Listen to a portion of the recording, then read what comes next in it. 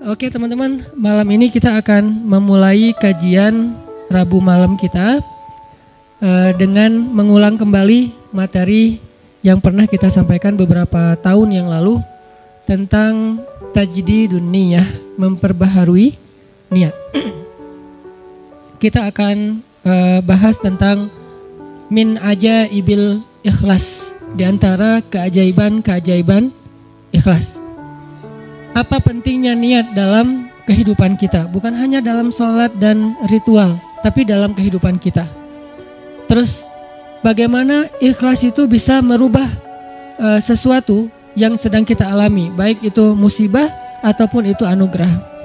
Kemudian bagaimana cara kita menjadi seseorang yang mukhlis, sampai ke derajat tertinggi dari mukhlis itu adalah mukhlas. Jadi ada mukhlis, ada mukhlas. Orang mukhlis adalah orang yang sedang belajar menjadi ikhlas. Orang mukhlas, orang yang udah ikhlas banget. Jadi orang yang mukhlas itu gak ada bedanya antara dipuji sama dicela. Itu mukhlasin. Ketika dia posting sesuatu, likersnya banyak atau malah hatersnya banyak, buat dia gak ngaruh. Itu mukhlasin. Gak gara-gara dia yang nge-like dan komen positifnya disanjung banyak, jadi dia semangat. Terus giliran di hate sama orang lain, dicela sama orang lain, dia jadi kayak pundung gitu. Ini berarti sedang belajar mukhlis. Orang mukhlas nggak ada bedanya bagi dia antara emas dan batu. Sama di mata dia antara emas dan batu. Orang mukhlas sama di mata dia antara pujian dan celaan. Orang mukhlas sama di mata dia antara orang yang membalas kebaikannya atau justru mengkhianati kebaikannya. Dia tetap menolong orang tersebut. Ini mukhlasin, derajat tertinggi dari mukhlisin. Sehingga para anbiya kayak Nabi Yusuf, Nabi Musa, Allah menyebutnya mereka adalah mukhlasin. Wadhkur fil kitabi Musa innahu kana mukhlasan wa kana rasulan nabiyya. Salah satunya. Coba kalian ingat kisah tentang Musa. Musa adalah seorang hamba yang mukhlasan, mukhlas banget, yang udah gak ada bedanya dipuji orang, dicela orang, diikuti orang, ditinggalkan orang, buat dia gak beda. Dia tetap berbuat baik, dia tetap taat kepada Allah. Gak ada bedanya ketika dia berhijrah, kemudian hijrahnya ini menguntungkan atau hijrahnya ini menjadi ujian. Dia tetap berhijrah karena dia tahu hijrah itu baik. Dia tetap jujur karena jujur itu baik. Gak ada bedanya ketika dia jujur menguntungkan atau jujur malah jadi ujian. Saya gak bilang merugikan ya, karena jujur gak mungkin rugi, taat gak mungkin rugi, taubat dan hijrah gak mungkin rugi, cuman ujian. Buat dia kalau tahu itu baik ya dia lakukan. Mau untung, mau jadi ujian. Ya buat dia pokoknya lakuin aja. Ketika dia misalnya dalam sebuah transaksi gitu, dia jual beli mobil. Kadang-kadang gara-gara terlalu jujur, apalagi jual beli mobil second gitu. Kalau jujur resikonya kan agak susah cari untung nih. Dia bilang ini tangan pertama, karena emang belum berubah nama, tapi udah tangan ketiga padahal. Dia bilang ini belum pernah kecelakaan, mobilnya sehat banget. Kalau yang masih modelnya analog malah bisa diulik supaya kilometernya dikurangin. Gak tahu kalau yang digital. Artinya dia gak jujur demi dapat untung besar. Nanti untuk less guilty dia akan bantu anak yatim, panti asuhan, bikin tasyakur bin ni'mah di rumah kayak gitu kan. Ini proyek kecil, apalagi proyek besar. Ketika dia udah main dalam sebuah event, udah main dalam sebuah proyek-proyek pemerintah yang angkanya udah MM-an, dia susah untuk jujur. Lalu setelah dia gak jujur dapat untung supaya sedikit less guilty-nya, dia bantu pesantren, panti asuhan, bangun masjid atau tasyakuran di rumah, ngundang anak yatim. Nah sekarang kita coba kembalikan lagi, bukan itu yang disebut orang soleh. Orang soleh itu adalah ketika dia taat kepada Allah dalam keadaan sarra au darra, dalam keadaan senang atau dalam keadaan susah, dan itulah mukhlasin. Alladzina yunfikuna fis sarra'i wad dharra. Orang yang tetap membantu orang lain.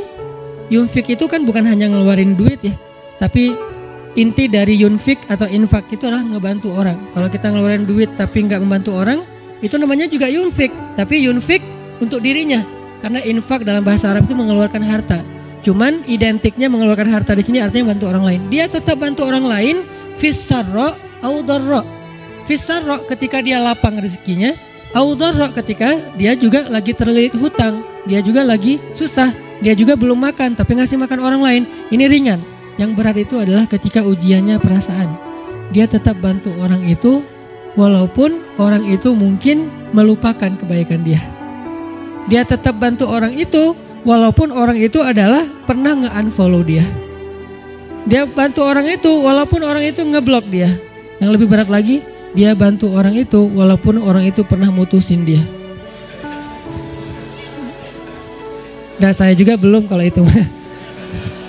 Masih mukhlisin, belum mukhlasin. Mukhlisin lagi belajar ikhlas, belum benar-benar jadi orang yang ikhlas. Bisa nggak kita ngelakuin satu kebaikan tanpa lagi membedakan antara efek dari kebaikan itu nguntungin atau justru menjadi ujian. Nah ini kalau udah nggak ngaruh lagi efek itu, insya Allah kita udah menjadi hamba yang mukhlason. Kalau yang mukhlason, maka setan udah nggak bisa lagi nggodain kita. Karena ketika setan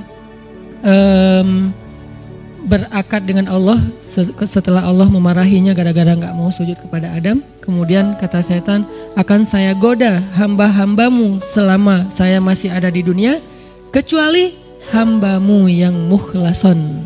Itu nggak bisa digoda sama setan. Kenapa? Mau goda pakai apa? Udah nggak ada bedanya di dia antara nikmat dunia dengan ujian dunia. Dia cuma tahu ini taat, ini baik, ini halal, dia kerjakan. Mau itu untung, mau itu jadi ngerugiin dia dalam tanda petik, mau itu malah buat orang meninggalkan dia lakukan dengan akhlak yang tetap santun. Ini yang kita belajar dari menjadi seorang hamba yang ikhlas, menjadi seorang hamba yang mukhlas, sampai akhirnya kita lebih mudah melakukan kebaikan. Kayak misalnya kan ujian buat kita tuh kadang di keluarga aja. Ada anak yang bilang, Ustadz, memang masih pantas saya berbakti sama ayah yang dulu pernah ninggalin saya, nggak nafkahin saya, zalim sama saya, pernah nyakitin fisik saya dan segala macam. Kan ada pertanyaan gitu kan kita sebagai anak. Padahal nggak usah nanya gitu juga, yang namanya orang tua pasti berjasa dalam hidup kita. Dan sepanjang hidup kita berbakti kepada mereka, itu belum bisa ngebayar satu aja pengorbanan mereka untuk kita. Sama kayak seorang istri kepada suami, begitu juga anak kepada orang tua. Tanpa bertanya gitu, apalagi sampai nanya. Kalau sampai misalnya kita berpikir, ayah saya pernah zalim sama saya, ibu saya pernah zalim sama saya dengan berbagai macam kasus, maka jawabannya kalau dari angle konten kita malam ini, mau jadi orang yang mukhlas atau mau jadi orang yang pamrih. Kalau mau jadi orang yang mukhlas, gak ada bedanya. Asalkan itu adalah berbakti kepada orang tua. Apapun orang tuanya, mau orang tuanya baik atau menurut dia gak baik, yang namanya Allah suruh berbakti ya saya berbakti. Orang saya kan ngelakuinnya karena Allah. Berakatnya kepada Allah, bukan kepada makhluk. Itu kan inti dari ikhlas. Berakad dengan Allah, bukan berakad dengan makhluk. Kalau berakad dengan Allah maksudnya apa? Berarti kita minta rewardnya dari Allah. Minta apresiasinya dari Allah, minta kebaikannya dari Allah, bukan dari makhluk. Yang kita harapin like dari Allah, yang kita harapin di repost oleh Allah. Karena ada sahabat-sahabat yang captionnya pernah di repost sama Allah di Al-Quran. Salah satu sahabat yang captionnya di repost siapa? Umar bin Khattab, 3 kali di repost oleh Al-Quran. Itu keren banget, sampai ada sahabat captionnya dia di repost oleh Al-Quran. Jadi ayat itu mengulang kembali kata-kata Umar. Salah satunya di surat At-Tahrim, kemudian nanti ada di surat Al-Anfal, kemudian ada juga di surat Al-Ahzab. Allah nge-repost kata-kata Umar bin Khattab. Ini menunjukkan bahwa ikhlas banget, yang diharapin adalah reward dari Allah, apresiasi dari Allah, anugerah dari Allah, hadiah dari Allah, kebaikan dari Allah. Ustadz, kalau misalnya nggak berharap apa-apa bahkan dari Allah, itu bukan ikhlas. Karena makna ikhlas itu bukan tidak berharap apa-apa. Makna ikhlas itu murni. Arti murni berharap hanya kepada Allah. Karena kalau sampai kita nggak berharap surga, nggak berharap dibebaskan dari azab neraka, nggak berharap dibantu oleh Allah, itu bukan ikhlas. Itu apa Ustadz? Itu istaghna. Ini ada sedikit yang harus kita perbaiki dari persepsi tentang makna ikhlas. Apa bedanya ikhlas dengan istaghna? Kalau ikhlas tidak berharap kecuali kepada Allah.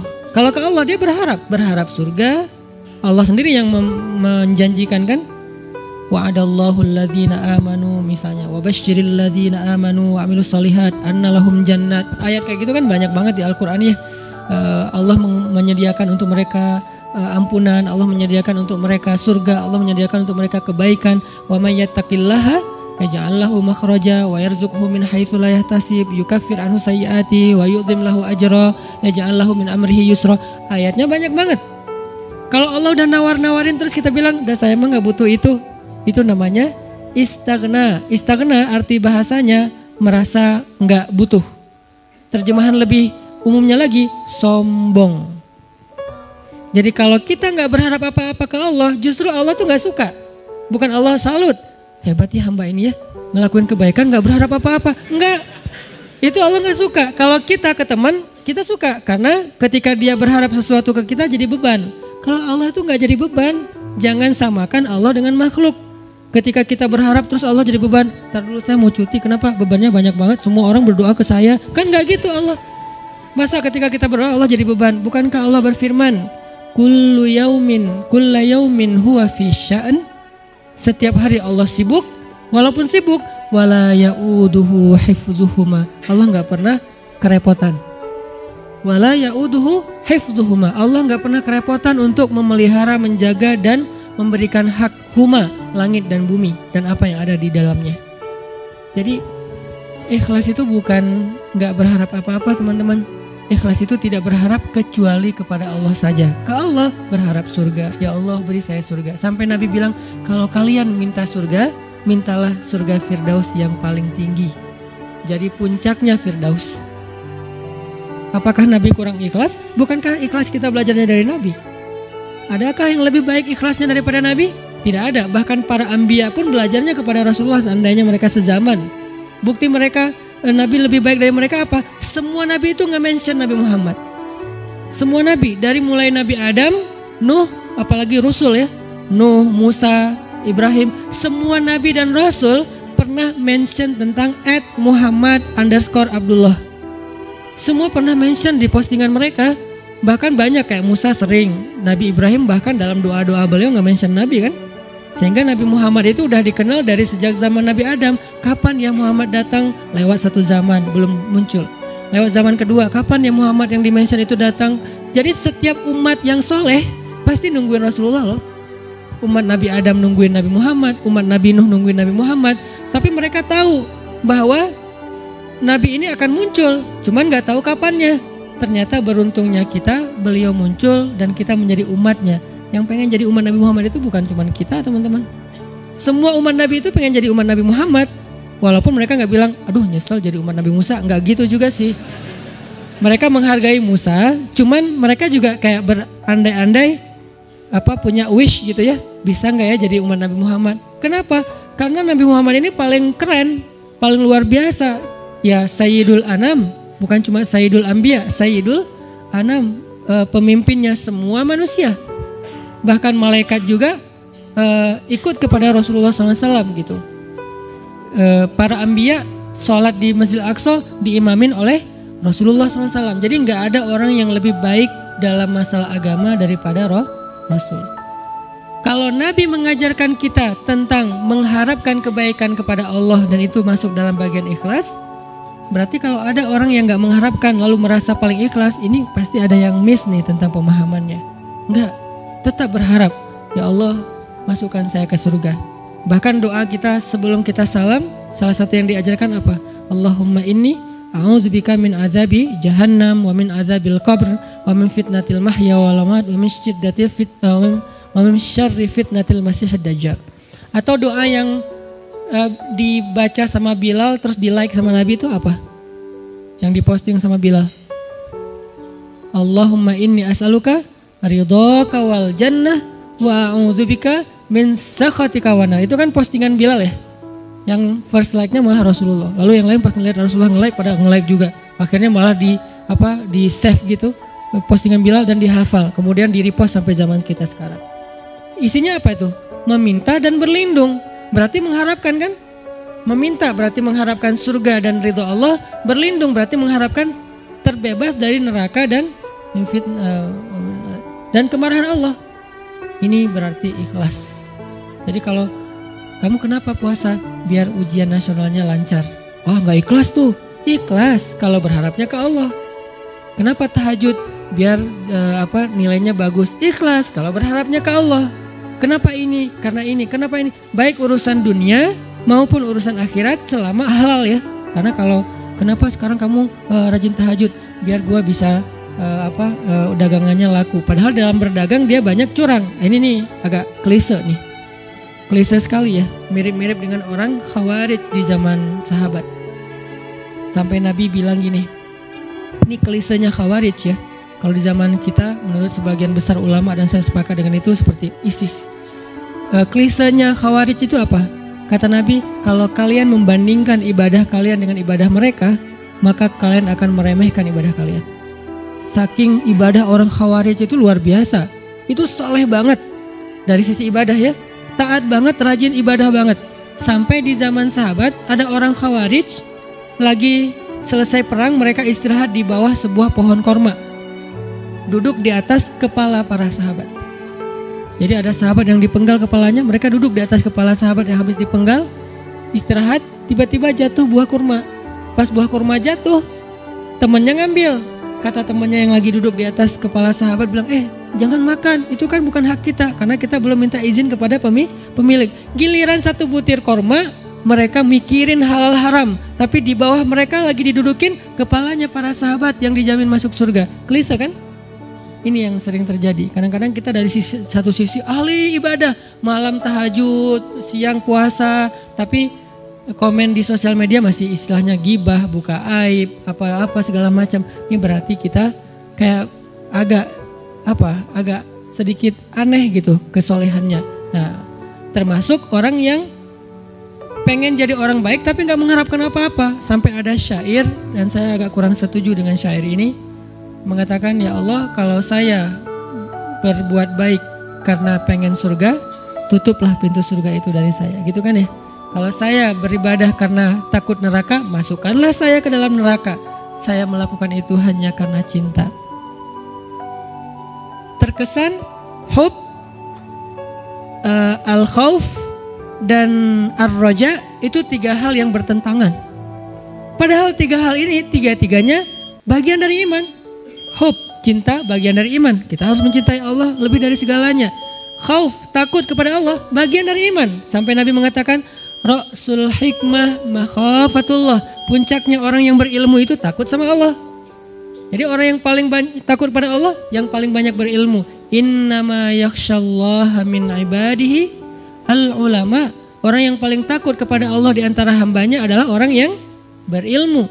Begitu juga dengan ar-roja. Siapa yang mengharapkan kebaikan di sisi Allah, maka dia mendapatkan apa yang dia harapkan, termasuk niat.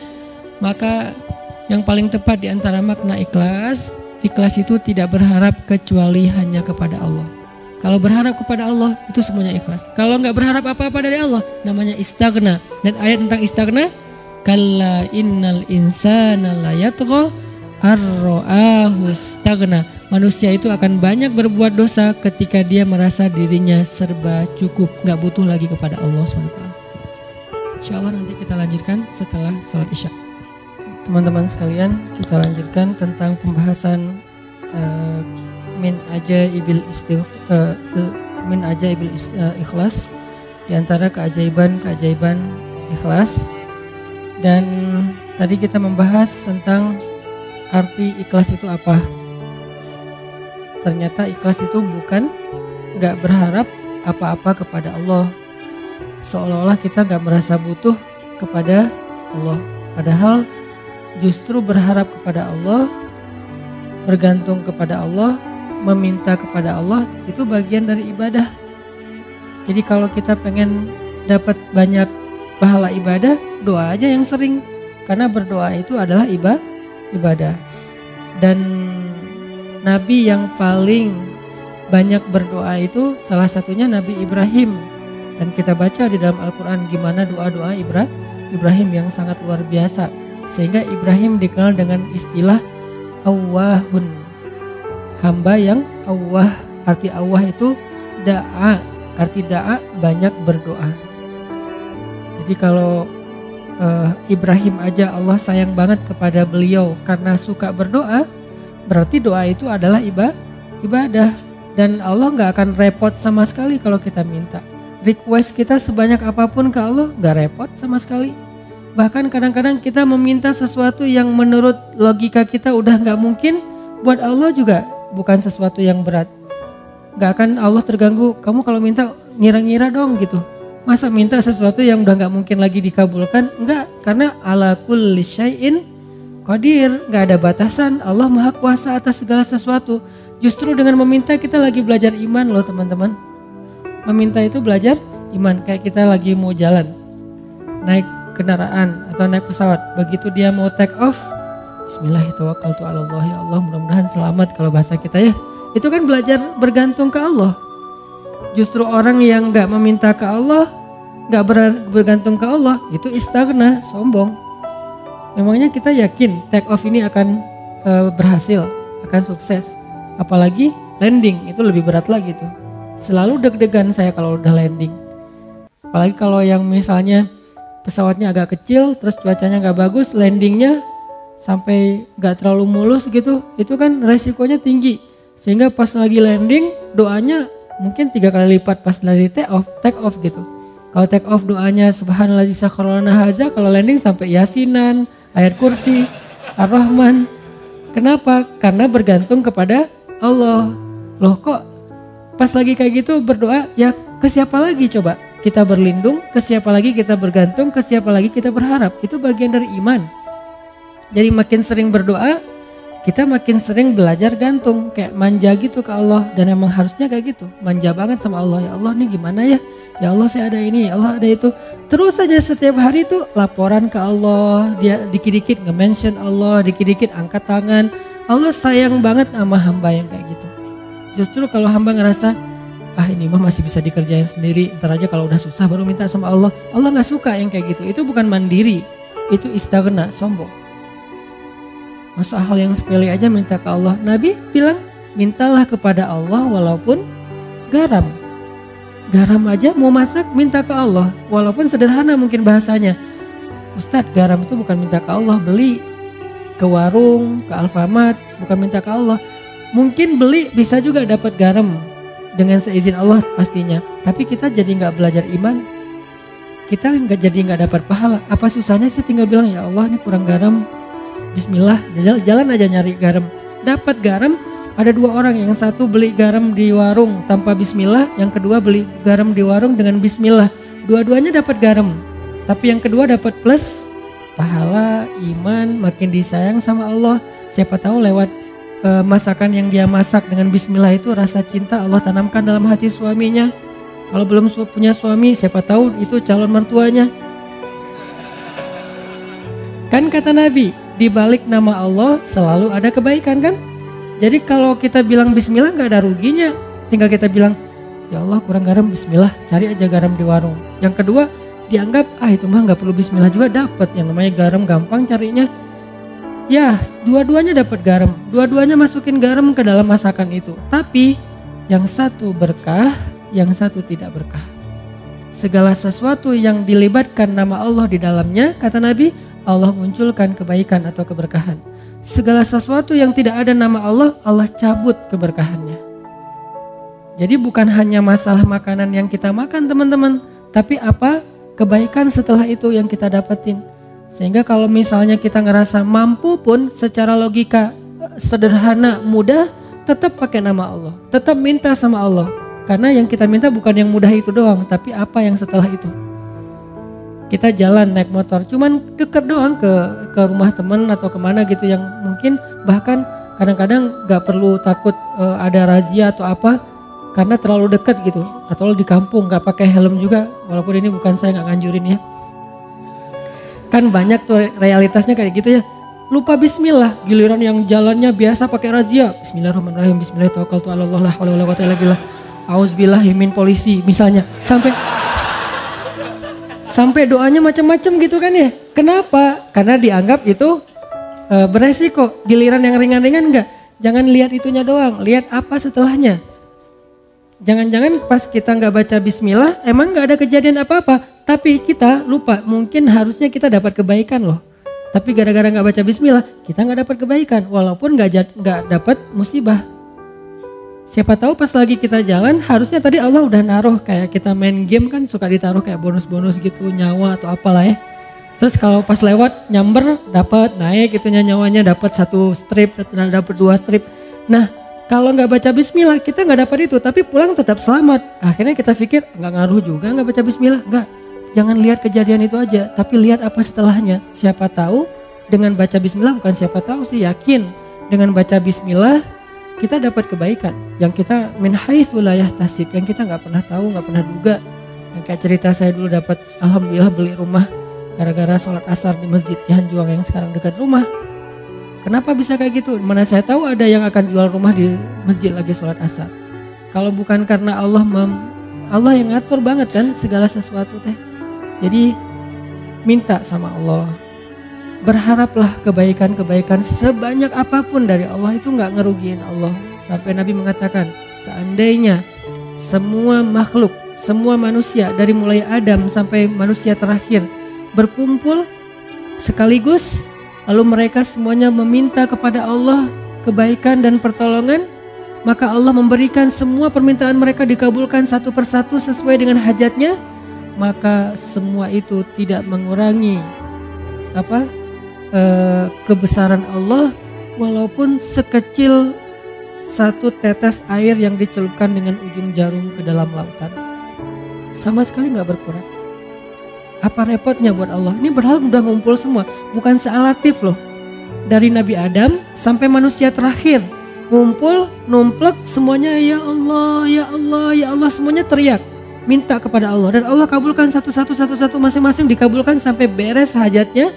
Itu nggak mengurangi kebesaran Allah walaupun seujung kuku sekalipun atau seujung jarum sekalipun.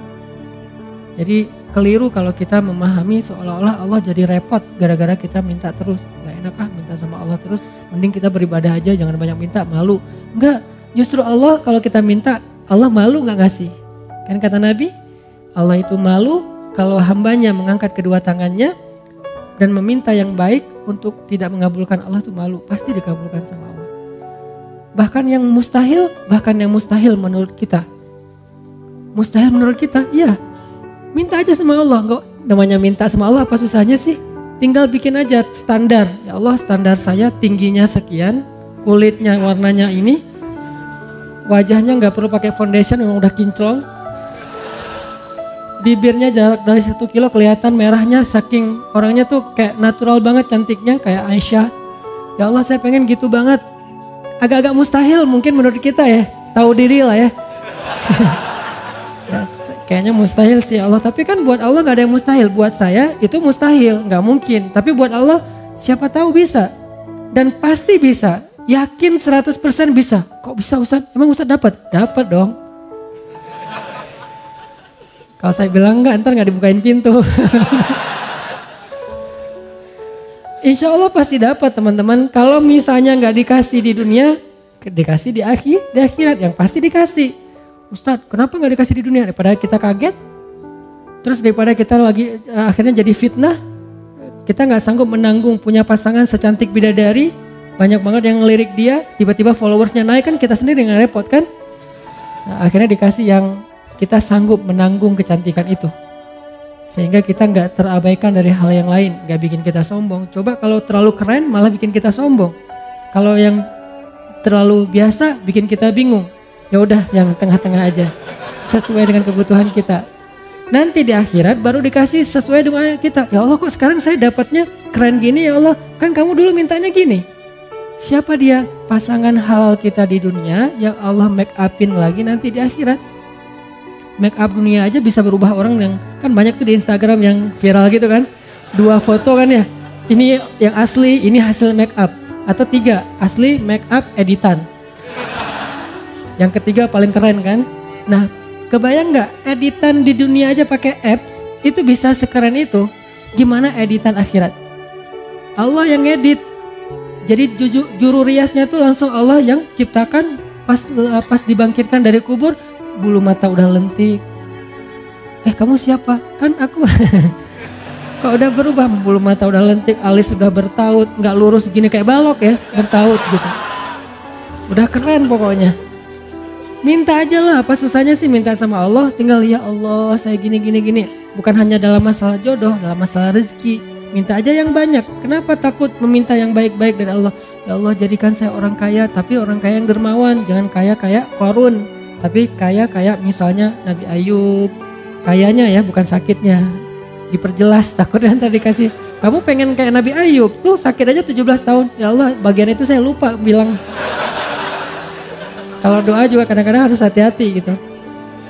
Ya Allah saya pengen kaya seperti Ayub yang dermawan. Ibrahim tuh, gimana kayanya Ibrahim? Kita kan jarang tahu kalau Ibrahim tuh orang kaya kan. Kaya banget loh. Ukuran kekayaan Ibrahim apa teman-teman? Setiap malam Ibrahim itu menyembelih 100 ekor onta untuk para tamu yang berziarah ke Masjidil Aqsa. 100 ekor onta. Satu onta itu 40 juta harga paling murahnya. Kali 100 berapa? 4 miliar ya. Setiap malam 4 miliar. Setiap malam. Bukan setahun sekali. Setiap malam ngeluarin duit 4 miliar untuk ngejamu para penziarah yang datang ke kota suci Al-Quds. Itu baru makanan. Dan beliau menyediakan tempat penginapan bintang 5 gratis untuk semua para turis yang datang ke Masjidil Aqsa. Jadi Masjidil Aqsa yang sekarang Al-Quds yang diklaim Israel sekarang itu, dulu tuh Ibrahim sendiri yang ngelolanya tuh. Ibrahim tuh bukan orang miskin, orang kaya, tapi diuji ninggalin istri dan anaknya di tengah padang batu dengan bekal yang seadanya. Kalau beliau nggak punya apa-apa, wajar dong. Hajar menganggap Ibrahim memang gak punya apa-apa ninggalin kita di sini. Tapi Ibrahim tuh orang kaya raya, kok bisa ninggalin istrinya kayak gitu, nggak dikasih bekal yang cukup? Ujian buat Hajar dari Allah SWT. Sehingga akhirnya Hajar belajar iman kayak gitu-gitulah. Jadi minta aja. Kalau misalnya Allah nggak ngasih di dunia kekayaan sebanyak yang kita minta, dikasih kekayaan di akhirat. Dan kekayaan di akhirat juga kita butuh. Bahkan di akhirat kita lebih butuh lagi jadi orang kaya daripada dunia. Kenapa? Karena di akhirat kita menjadi orang yang perjalanan sendirinya itu cukup lama. Gak dibantu siapa-siapa itu cukup lama. Baru setelah periode ini lewat, baru nanti akan ada periode kita ketemu lagi dengan pasangan kita, ketemu lagi dengan keluarga kita, yang pasti gak akan ketemu lagi dengan mantan kita. Itu ada adegan kayak gitu nanti di akhirat. Masa di surga ketemu mantan kan baper ya. Kenapa sih kamu udah masuk surga masih sedih? Itu. Kok mereka berduaan gitu-gitu amat sih, selfie-selfian aja dari tadi. Nah kamu pasangannya di mana? Ketinggalan di padang mahsyar. Kok bisa? Kebanyakan gosip. Jadi hisapnya lah lama gitu. Ini definisi dari ikhlas. Ikhlas itu berharap kepada Allah yang baik-baik dunia dan akhirat. Yang kedua, Nabi SAW bersabda, hadis yang paling populer, bahkan hadis ini bisa dibilang Al-Fatihahnya hadis. Al-Fatihahnya kedudukan hadis ini di dalam hadis-hadis Nabi seperti kedudukan Al-Fatihah di dalam Al-Quran. Innamal a'malu binniyat wa innama likulli imri'in ma nawa dan seterusnya. Hadis Bukhari Muslim dari Umar. Nah kata Nabi innamal a'malu binniyat. Amal itu tergantung niat. Arti amal ucapan, penglihatan, pendengaran, perbuatan, tingkah laku, semua yang zahir kita nih, innamal a'malu binniyat. Akan Allah nilai, akan Allah anggap kebaikan atau tidak, tergantung di sini teman-teman, bukan yang di zahir. Makanya ada hadis yang menjelaskan hadis ini kan, ada hadis dijelaskan oleh hadis, ayat dijelaskan oleh ayat gitu kan, ayat dijelaskan oleh hadis kan, sesama teks ini saling menjelaskan. Hadis Nabi bilang, innallaha la yanzuru ila aswarikum wala ila amwalikum wala ila a'malikum walakin yanzuru ila qulubikum. Allah ngelihatnya bukan ke penampilan kalian dulu. Allah nggak ngelihat perbuatan kalian dulu. Allah nggak ngelihat harta kalian dulu. Allah ngelihat hati kalian dulu. Yang ngelihat hati di sini artinya apa? Hatinya baik atau enggak? Bukan. Ikhlas apa enggak?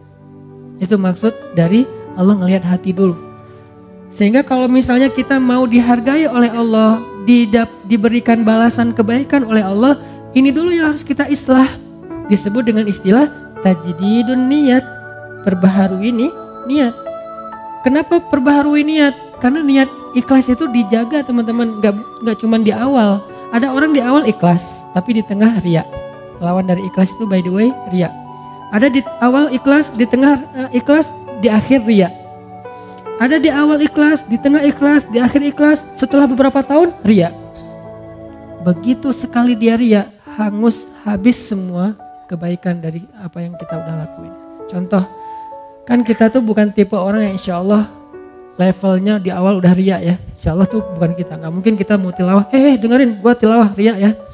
Oh, enggak kan, kita bukan tipe gitu. Insya Allah kita di satu level di atasnya. Orang yang insya Allah di awalnya ikhlas. Gak mungkin juga kita misalnya mau ngelakuin satu kebaikan semuanya terus kita niatkan. Kalau orang yang niatnya dibaca usolli sunnata tahiyatul masjid rakaatain lillahi ta'ala. Kan gitu kan ya. Ini riya sengaja. Usolli sunnata misalnya duha rakaatain riyaan linnas Allahu akbar. Kan gak ada. Apa riyaan linnas atau riyaan linnas? Ini ya Allah saya sengaja nih sholat 2 rakaat. Maaf ya Allah kali ini agak-agak kurang ikhlas. Riya aja deh sekali-kali kan gak apa-apa. Allahu akbar. Gak ada, kita tuh bukan level itu. Kita level orang yang insya Allah dari awal pasti ikhlas. Karena kita tahu bahayanya riya. Tapi kegoda di tengah. Saya dulu awal-awal pulang dari Kairo. Karena dianggap ustadz suruh ngimamin. Oh ya, ikhlas kan? Kata Nabi, hiasilah Al-Quran dengan suara kalian. Oh ya udah, saya hiasi semampu saya dengan suara saya. Alhamdulillahi Rabbil Alamin. Di tengah gitu kan ya. Begitu ada yang nangis di belakang. Bagus juga ya suara saya. Mulai. Di awal ikhlas, di tengah riya. Dan apakah saya berniat mau riya? Enggak. Riya itu bukan kita niatin. Yuwaswisu fi sudurin. Nah, setan yang membisikkan dalam hati kita. Dan itu bukan disengaja. Sehingga kita tajdid. Begitu setan, bagus juga suara lu. Astaghfirullahaladzim, bagus. Enggak sih, ngomong dalam hati yang jujur. Karena alimun bidzatis sudur. Allah tuh tahu banget lah isi hati kalian. Kalian gak usah bohong deh sama gua. Sama Allah tuh gak bisa bohong. Wa asirru qaulakum awijharu bih. Innahu alimun bidzatis sudur. Kalian merahasiakan, kalian tampakkan, tahu banget lah Allah apa yang kita rasain. Jadi rugi banget kita bohong sama Allah dalam hati itu kayak konyol banget tuh. Allah tahu isi hati kita sejelas kita berteriak. Misalnya kita teriak, bagus juga ya suara saya, kan jelas tuh. Tapi dalam hati, bagus juga ya suara saya. Jelas buat Allah tuh gak ada bedanya. Bukan apa-apa, enggak kayak gitu. Jelas banget, sejelas kita bersuara lantang, sejelas itulah suara di dalam hati kita. Di sisi Allah gak ada yang beda. Jadi gak usah bohong deh sama Allah. Yukhadi'unallah, kan gitu kan, membohongi Allah. Padahal wa ma yakhda'una illa anfusahum, cuma ngebohongi diri sendiri. Nih riya di tengah, riya di akhir, di tengah enggak. Soalnya gak ada yang nangis, biasa aja gitu. Tilawah, begitu selesai sholat datang, Ustaz, baru pertama saya bisa nangis dalam sholat. Di Masjidil Haram aja saya gak bisa nangis, di belakang Ustaz saya nangis. Oh ya Pak, alhamdulillah istiqomah ya Pak. Dalam hati, Bapak baru tahu. Mulai yuwas-wis, Bapak gak pernah lihat YouTube saya. Mulai yuwas, itu kan terjadi kan. Saya pernah ngerasain itu teman-teman, makanya tajdid, perbaharui lagi. Kayak pas sholat di mall, itu yang paling agak gregetan. Sholat di mall kan di basement gitu, musola, sholat maghrib. Karena saya pakai kaos, pakai celana biasa, gak disuruh jadi imam dong. Yang disuruh jadi imam bapak-bapak yang pakai bajunya rapi, imamin aja. Saya, oh ya udah kita lihat aja nanti. Jadi ngomong. Begitu si bapak baca Quran, tuh kan kata saya juga apa? Udah gak usah lama-lama, Al-Ikhlas aja gitu. Besok-besoknya kepancing nih. Jadi kayak gak percaya gitu kan sama orang, lihat muka-mukanya kayaknya nih orang-orang polos nih. Pas lagi mau dorong-dorong, saya kayak kedorong gitu. Siapa sih yang dorong saya gitu? Pura-pura kedorong gitu. Ini bukan saya loh yang mau ya, gak tahu siapa sih yang dorong saya gitu. Udah, Sof, benerin Sof. Dalam hati, Sof udah, dengerin ya. Nih gini nih tilawahan yang benar nih. Allah, riya.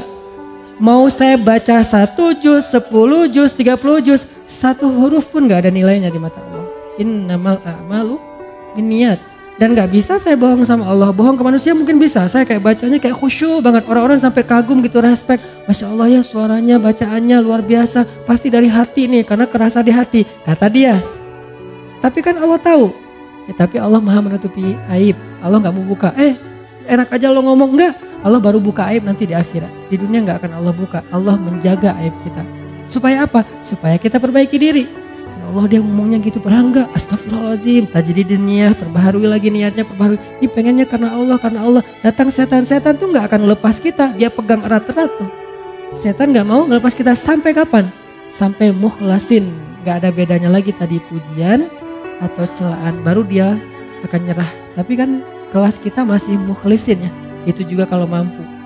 Nah kadang-kadang bukan di akhir, nanti setelah beberapa tahun.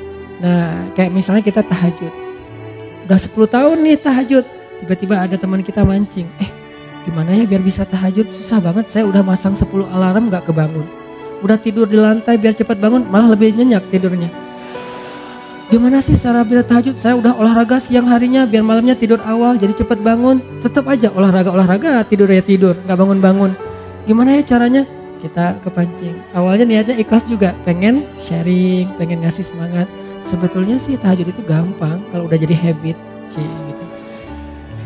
Gimana maksudnya? Lah kalau udah jadi habit, mau dia capek, pulangnya telat, yang namanya jam 2 pasti udah kebangun.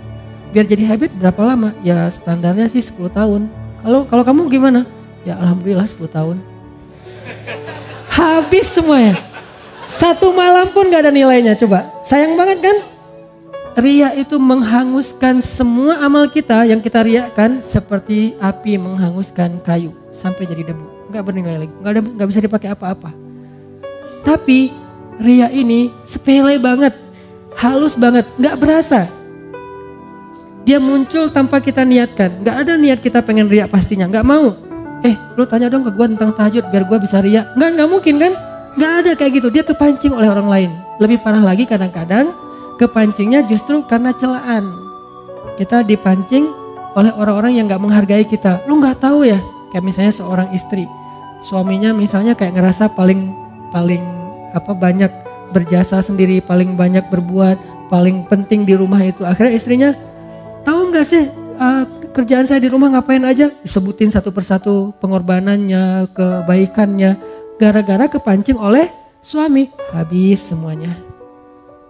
Makanya jangan kepedean dulu bahwa kalau kita udah bertaubat, berhijrah, udah rajin ke masjid, kita lebih mulia dari orang lain yang belum melakukan itu, belum tentu. Kebaikan kita yang banyak, apakah menjamin kita lebih mulia? Belum tentu. Sampai akhir hayat baru dihitung. Karena hisab itu bukan di dunia, di akhirat. Kenapa kita udah menghisab di dunia?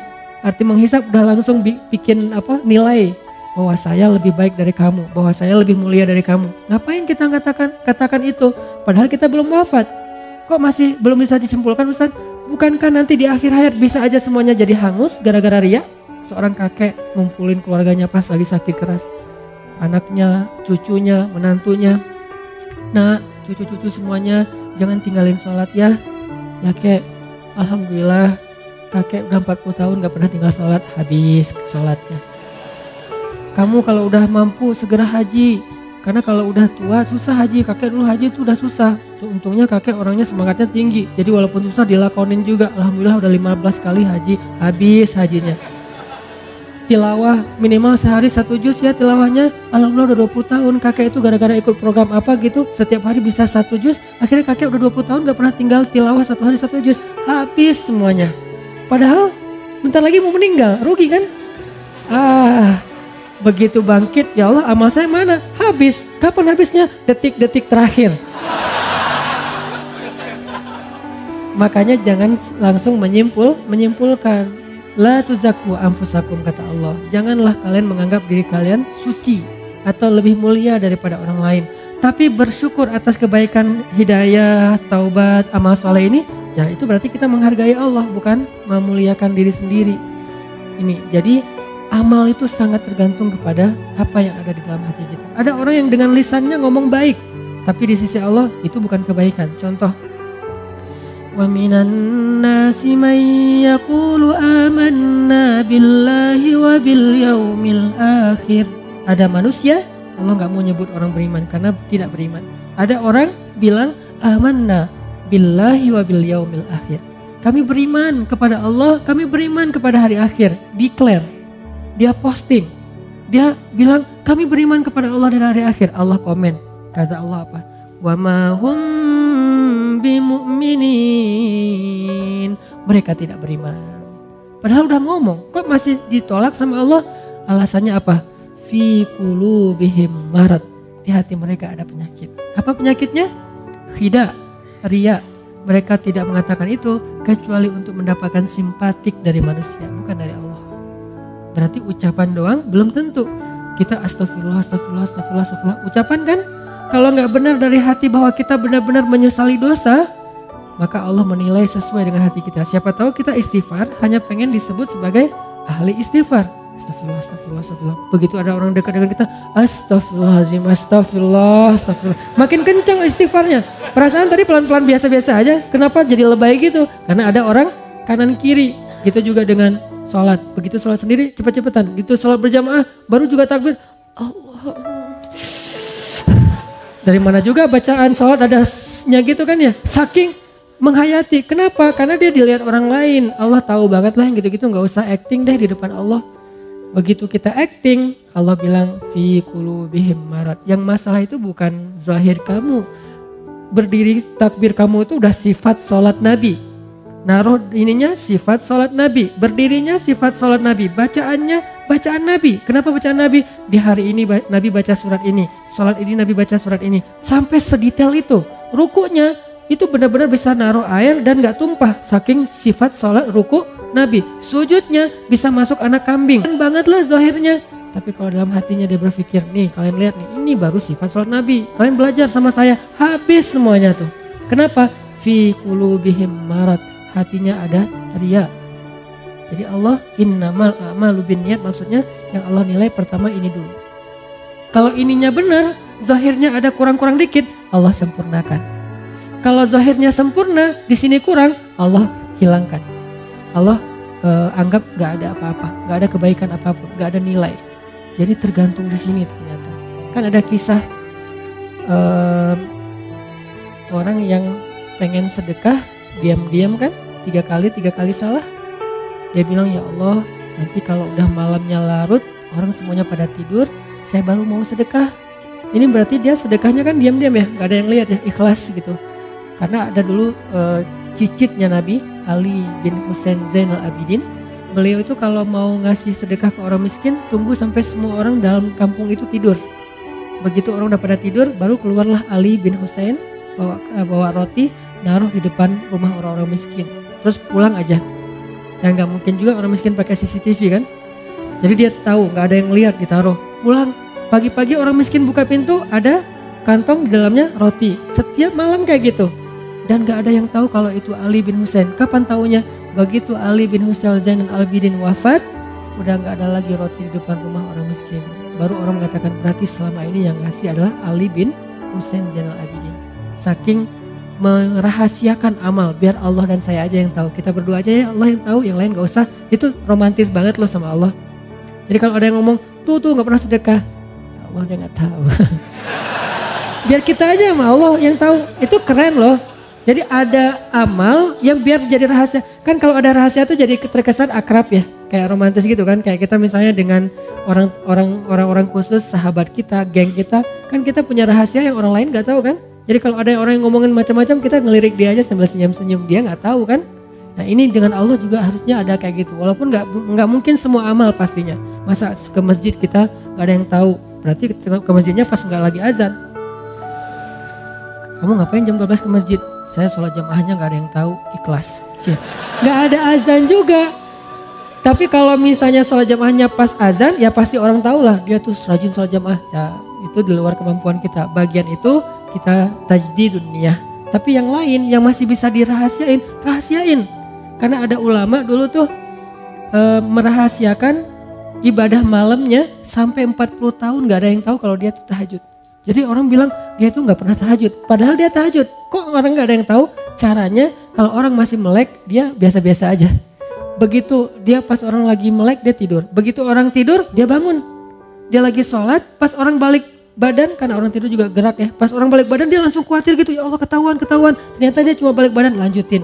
Waktunya orang bangun, dia tidur lagi. Selama 40 tahun. Kenapa? Kata dia, saya tidak mau melakukan sesuatu yang diketahui manusia, kemudian setan menggoda saya untuk menjadi orang yang riya. Sehingga dirahasiakan, ketahuan gara-gara ada yang iseng ngintip. Akhirnya ketahuan juga, ya Allah saya pernah udah pengen ikhlas. Jadi bukan saya yang mau loh ya, ini saya tetap ikhlas kan.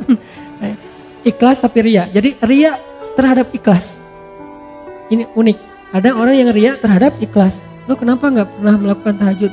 Lo orangnya gak mau sebut-sebut kalau tahajud. Udah biasa ngelakuin tengah malam jam sekian juga gak pernah dikasih tahu ke siapa-siapa, ikhlas dong. Ini riya terhadap ikhlas. Kenapa sih lo tilawah Al-Quran pelan-pelan? Soalnya suara gue terlalu bagus kalau terlalu kencang. Daripada gue nanti jadi riya, gue bacanya pelan-pelan aja. Terus ada yang pamer gitu, ada yang show off gitu di sebelah. Alhamdulillah, suara gitu aja pamer. Riya terhadap keikhlasannya. Jadi nggak rela kalau orang lain riya karena dia ngerasa ikhlas. Jadi pengennya lo nggak usah riya depan gue deh, gue ikhlas. Kalau gue mau pamer bisa, cuma kan gue nggak mau, gue pengennya ikhlas. Ini namanya ikhlas riya terhadap ikhlas. Ini aneh banget. Sama dengan orang yang perlu istighfar terhadap istighfar. Ya istighfar, al-istighfar yahtajul istighfar. Istighfarnya membutuhkan istighfar. Kenapa? Istighfarnya itu riya banget. Astagfirullah, ya Allah, zalamtu nafsi zulman katsira. Oh nggak ada lagi orang, amin. Udah pergi aja. Kalau lagi ada orang, istighfarnya luar biasa. Ini nih, istighfar yahtajul istighfar.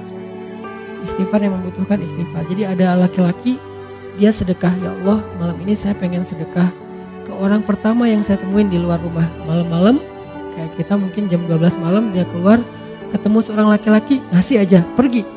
Karena dia gak mau ketahuan, gak mau ngobrol biar gak ketahuan, pergi aja. Besok pagi, orang-orang pada ngomong, jadi trending topik.